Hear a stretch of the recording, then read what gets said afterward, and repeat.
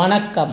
சனி பெயர்ச்சி 2026ஆம் ஆண்டு. இது வாக்கியப்படி பார்த்திங்கன்னா 2026லேருந்து 2028 வரலும் இருக்குங்க. இது வாக்கிய சனி பெயர்ச்சி இன்றைக்கி நடக்கிறது. கும்ப ராசியிலேருந்து மீன ராசிக்கு சனீஸ்வரன் பெயர்ச்சி ஆகிறார். இது ஒரு முக்கியமான காலகட்டம்.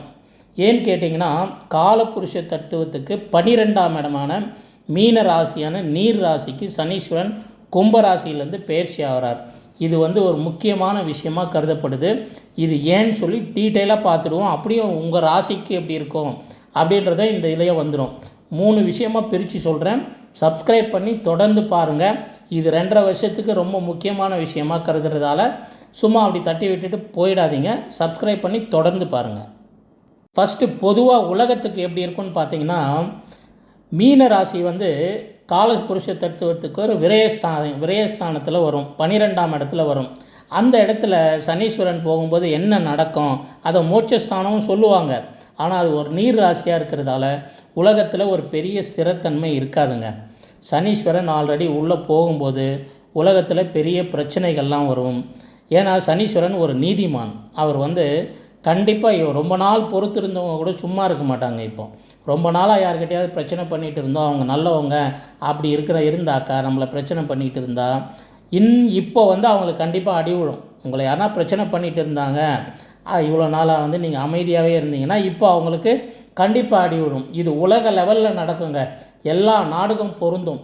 சண்டை சச்சரவு. ஏன்னா இப்போ சனீஸ்வரன் அங்கே மீன ராசியில் வரும்போது அவர் கணக்கை பார்க்க ஆரம்பிச்சிடுவார். அடித்து நகர்த்துவார் எல்லாரையுன்றதில் எந்த சந்தேகமும் கிடையாதுங்க. கடல் வழி வாணிபம் கம்ப்ளீட்டாக பிரச்சனையாக வரும்.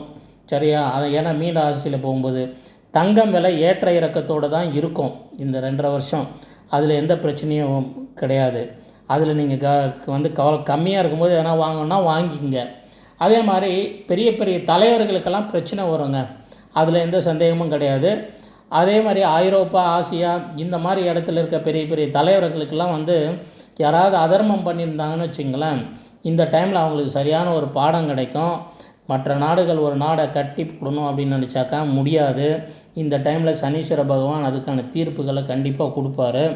அதே மாதிரி உலக லெவலில் பார்த்திங்கன்னா பொருளாதார வீழ்ச்சிகள், பொருளாதார ஏற்ற இறக்கங்கள் இதெல்லாம் ரொம்ப பெரிய லெவலில் நடக்குங்க. ஆன்மீக ரீதியாக பார்த்திங்கன்னா இது ஒரு பெரிய விழிப்புணர்வு டைம் இது. அதனால் தொடர்ந்து பாருங்கள். என்னென்ன நட்சத்திரம் எப்போ மூவ் ஆகிறாருன்றது சொல்கிறேன். உங்கள் 12 ராசிக்கான பலனும் உண்டு. தொடர்ந்து பாருங்கள். சப்ஸ்கிரைப் பண்ணிவிட்டு பாருங்கள். அப்போ தான் சனி பகவான் சந்தோஷப்படுவார்.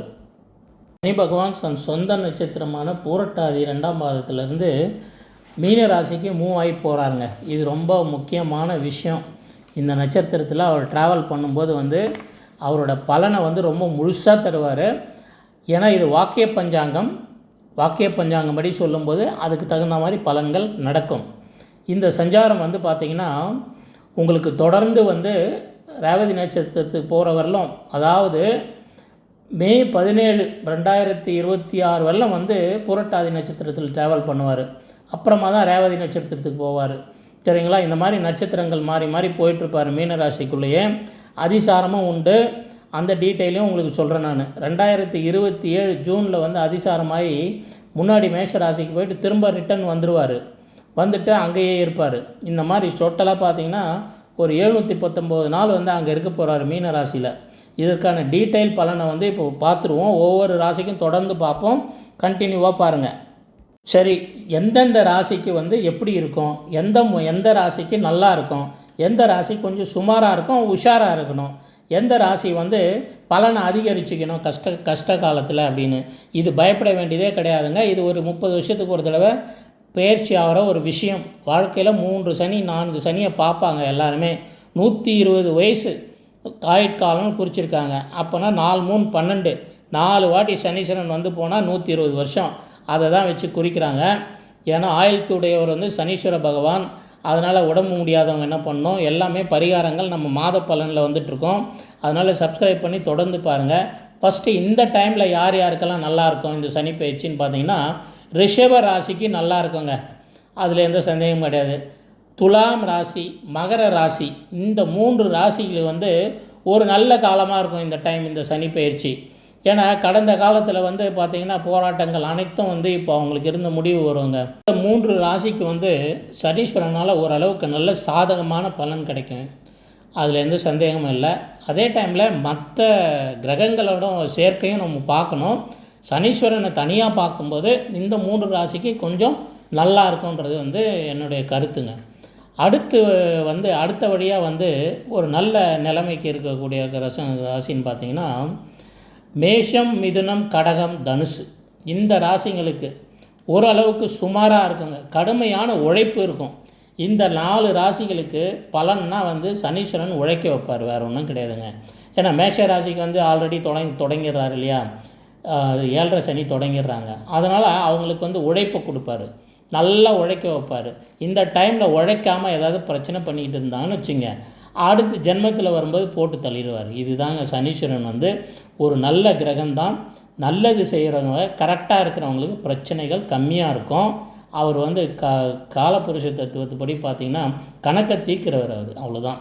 மிதுன ராசிக்கும் இந்த இந்த இந்த காலகட்டங்களில் நல்ல வேலை இருக்கும், வேலை கிடைக்கும், நல்லா வேலை செய்யணும்.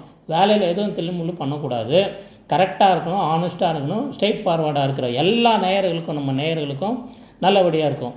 இந்த ராசிகளும் கிடையாது, எல்லாருக்குமே வந்து நல்லா இருக்கணும்னா உங்கள் கடமையை கரெக்டாக செஞ்சால் சனீஸ்வரனுக்கு ரொம்ப பிடிக்குங்க. கடக ராசி நேயர்களுக்கும் வந்து இந்த டைமில் வந்து தன்னுடைய கடமைகளை கரெக்டாக செய்யணும். வேலை பளு இவங்களுக்கு எல்லாருக்குமே அதிகமாக இருக்கும், அதனால் வேலைகளை சுணங்காமல் செய்ய வேண்டும்.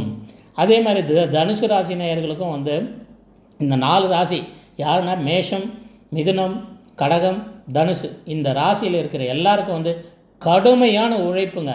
சில டைம் பார்த்திங்கன்னா என்னடா நம்மளை போட்டு புழியிறாங்களா அப்படின்னு தோணும். பொழியறது இல்லைங்க, இது எல்லாமே உங்களுக்கு ஒரு அனுபவத்தை கொடுக்கும், சரிங்களா? அதில் எந்த சந்தேகமும் கிடையாது. இந்த டைமில் வந்து வேலை கற்றுக்கிறவங்களுக்கெல்லாம் ரொம்ப அருமையாக கற்றுப்பீங்க. இந்த டைமில் வேலை கற்றுக்கணுன்னா உங்கள் ஜென்மாந்திரத்துக்கும் அது வந்து உங்களுக்கு சாப்பாடு போடும். நீங்கள் என்ன வேணால் படிச்சிடுங்க, என்ன பிஹெச்டி படிங்க, எம்பிஏ படிங்க, பிடெக் படிங்க, எது வேணால் படிங்க, எக்ஸ்பீரியன்ஸ் இல்லாத ஒன்றும் பண்ண முடியாது பேப்பரை வச்சுக்கிட்டுன்றதை மறந்துடாதீங்க. அதனால் கரியரை தொடங்குறவங்களாக இருந்தாலும் சரி, மேல் லெவலில் இருக்கிறவங்களாக இருந்தாலும் சரி, கரெக்டாக இந்த டைமில் வந்து இந்த ராசி நேயர்கள் உழைத்தால் அவர்களுக்கு வாழ்க்கையில் வந்து நல்ல நல்ல மேன்மைகள் கிடைக்கும்ன்றதில் சந்தேகம் கிடையாது.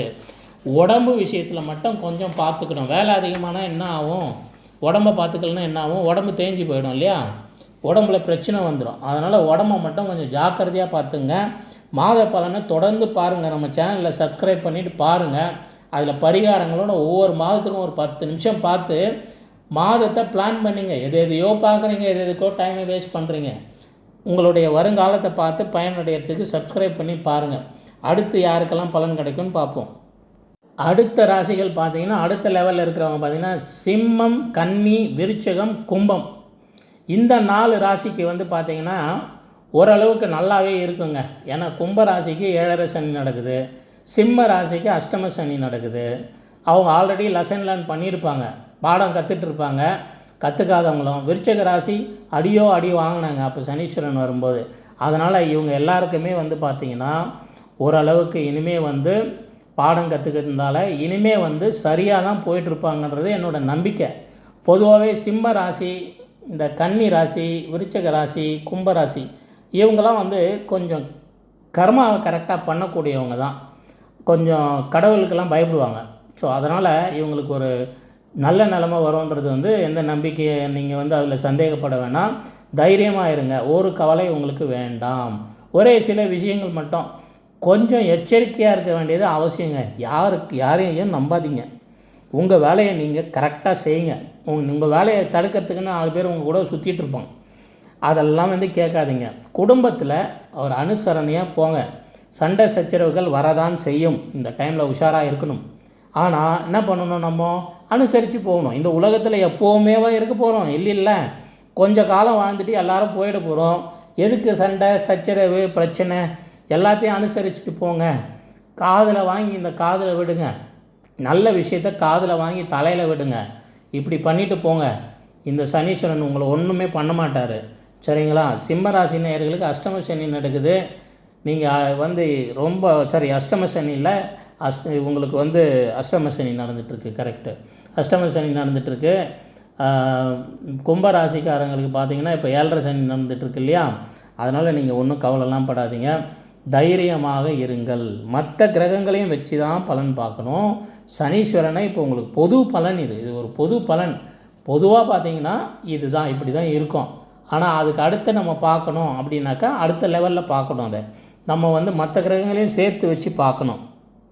சரி, இப்போ நம்மளோட இன்டர்நேஷ்னல் ஆடியன்ஸு, உலகம் ஃபுல்லாக இருந்து பார்க்குற நம்ம தமிழ் நேயர்களும் மற்ற லாங்குவேஜில் இருந்து கன்வெர்ட் பண்ணி பார்க்குறீங்க. உங்கள் எல்லாருக்கும் ரொம்ப நன்றி. தொடர்ந்து உங்கள் ஆதரவு கொடுங்க.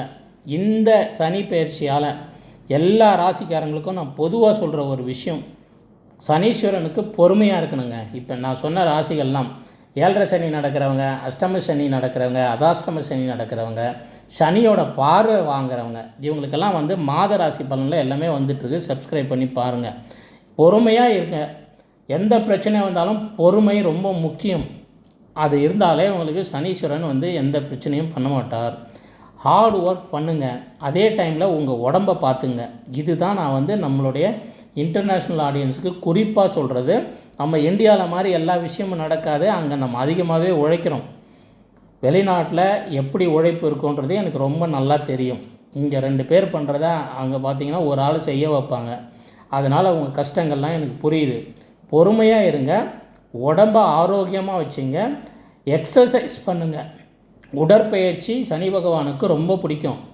உங்கள் உடம்புலேருந்து வேர்வை வரணும். வந்தாலே சனீஸ்வரன் உங்களை எதுவும் செய்ய மாட்டார். இது நல்லா புரிஞ்சுங்க. நம்மளுடைய நேயர்கள் எல்லாருக்கும் இந்த சனி பயிற்சியால் நல்லது நடக்கணும்னு பகவானை வேண்டிக் கொள்கிறேன். நன்றி, வணக்கம். நான் உங்கள் லியோ எம் சிவராமன்.